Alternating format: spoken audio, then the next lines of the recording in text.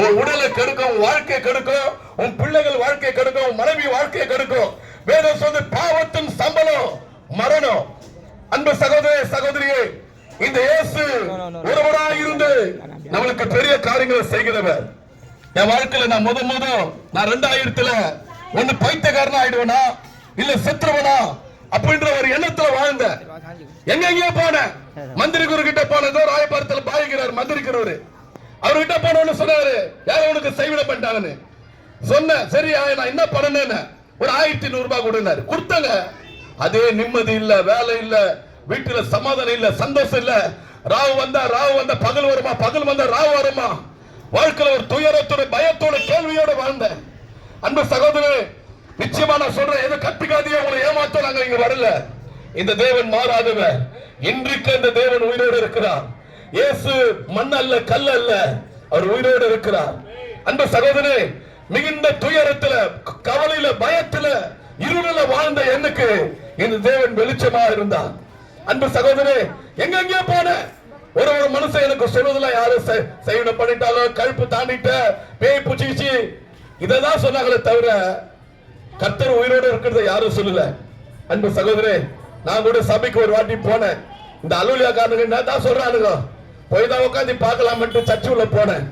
முத இந்த உலகத்துல நான் கேட்காத ஒரே ஒரு வார்த்தை, பைபிள் வார்த்தை நான் கேட்டேன்.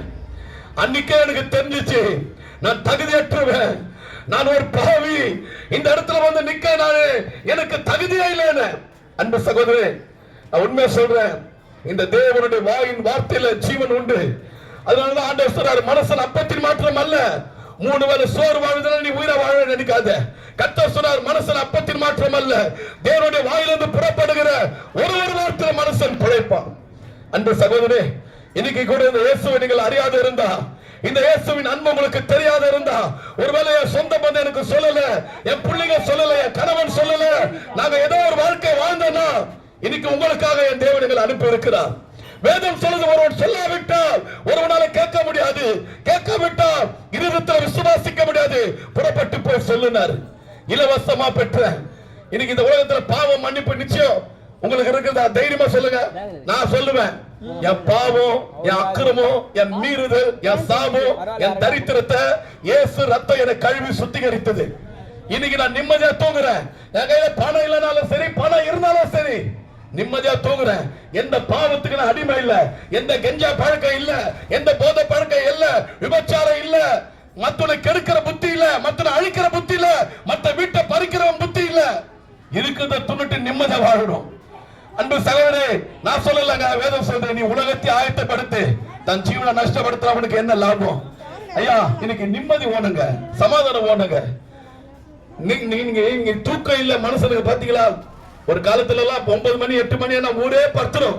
இன்னைக்கு மணி 2 3 மணி ஆனா கூட டிவி ஒண்ணு போட்டான், பல கேபிள் டிவில இருக்கிறான், எத்தனை சேனல், தூங்க மாட்டான். அன்பு சகோதரே, இன்றைக்கு நான் சொல்றேன், உங்க வாழ்க்கையில் இந்த தேவன் அற்புதங்களை செய்ய வல்லவரா இருக்கிறார். வேதம் சொல்றது, அவரால் செய்யக்கூடாத அதிசயம் ஒன்று, என் தேவன் அற்புதமானவர். அன்பு சகோதரே, 12 வருஷம் உதிரம் போக்கு உள்ள ஸ்திரீ, ஒரு நாள் இல்ல 2 நாள் இல்லங்க, பெண்களுக்கு நல்லா தெரியும், 12 வருஷம் உதிரம் போயினுக்குது. வேதம் சொல்றது, தன் ஆஸ்தி முழுவதும் வித்து மருத்துவர்கள் கையில கொடுத்து கைவிடப்பட்டா. இயேசு எப்படியாப்பட்டவர் கேள்விப்பட்டால் அன்பு சகோதரே, இன்றைக்கு ஒருவேளை பலவீனத்தோடு நீ படுத்துக் கொண்டிருந்தா, வியாதியோடு நீ படுத்துக் கொண்டிருந்தா, மரண பயத்தோடு நீ படுத்துக் கொண்டிருந்தா, அன்பு சகோதரே, உனக்காகவே இந்த தேவன் இந்த இடத்துல கொண்டு வந்திருக்கிறார். அன்னைக்கு பாருங்க, 12 வருஷம் உதிரப்போக்கு போயினுக்குதுங்க. அந்த அம்மா இயேசு எப்படியாப்பட்டவர்னு கேள்விப்பட்டாலாம். அவங்க சொன்னாங்க, இயேசு மரித்தவர்களை உயிரோடு எழுப்பினார், இயேசு குஷ்டரோகியை சுத்தமாக்கினார், இயேசு கூடிய நிமிர செய்தார், இயேசு முடவனை நடக்க செய்தார்னு கேள்விப்பட்டு இயேசுநாதர் முன்னாடி வந்து நிக்கல. தீட்டு போறதுன்னா உங்களுக்கு தெரியாது ஒண்ணு இல்ல, நீச்சல் அத்தடிக்கும். அது 12 வருஷம் எப்படி இருப்பாங்க? பலவீனமா இருப்பாங்க. அந்த அம்மா இயேசுநாதருக்கு முன்னாடி வரல. இயேசுநாதர் ரோட்ல போகும்போது பின்னாடி இருந்து அவர் வஸ்திரத்தின் ஓரத்தை தொட்டாலாம். அன்பு சகோதரே, வேதம் சொல்லுது, அவர் வஸ்திரத்தின் ஓரத்தை தொடும் போது இயேசு கேட்கிறாரு, என் மேல இருந்து ஒரு வல்லமை புறப்பட்டதுன்னு, என்ன தொட்டது யார் என்றாரு. கூட இருக்கிற ஜனங்கள்லாம் சொல்றாங்க, ஆண்டவரே, உன்னை சுற்றில திரளான ஜனம் இருக்கிறமே, உன்னை தொட்டது யாருன்னு கேட்கிறேன்.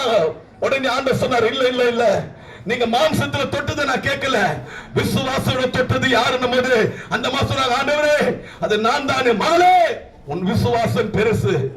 இன்னைக்கு நான் சொல்லுகிறேன், மனசனால கூடாது, என் தேவனால கூடும்.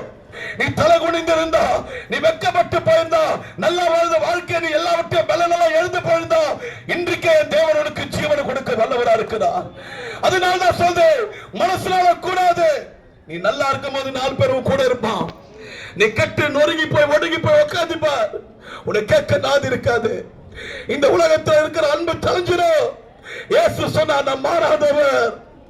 தாய் அன்பு மாறும், கணவன் அன்பு மாறும், பிள்ளைகள் அன்பு மாறும், உறவுகள் சொந்த பந்தம் நண்பர்கள் உறவுகள் மாறும். இயேசு மாறாதிருப்பா.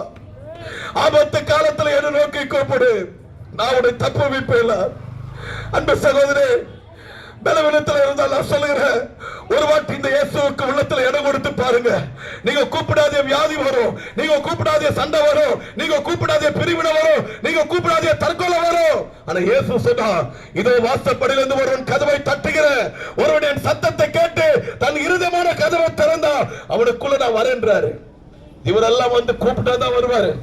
நீ வாடான்னு என்ன போயின்னு இருப்பாரு.